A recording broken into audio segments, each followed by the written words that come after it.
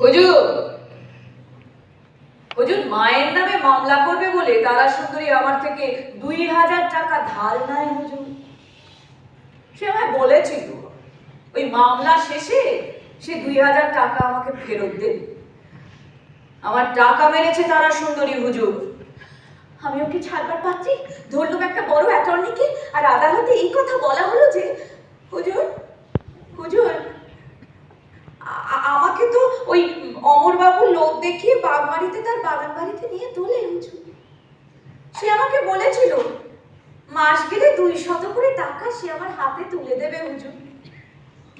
আর মায়ের নামে মামলা, সে তো সেই আমাকে বলে হুজুর আমি তো মুখ্য সূক্ষ্ম মেয়ে মানুষ, আমি কোন আইনে কি মামলা তা কেমন করে বুঝবো হুজুর? মামলা হেরে যাবেন দেখে অমরবাবু নিজের দিকের মামলা খারিজ করে জয়ী জয়ী সই বলিনি, কিন্তু একা একা তারা সুন্দরী। তবু তো সে নাহি দোষে আমায় আরো দোষে অকারণে যে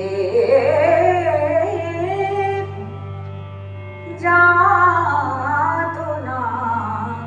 যতনে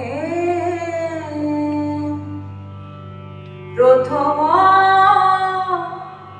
মিলনাবধি আমি যেন কত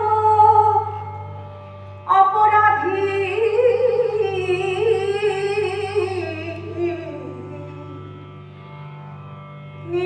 নিরবধি সাধি প্রাণ পরে, তবু তো সে নাহি দোষে আমায় আরো দোষে অকারণে যে যাতনা যতনে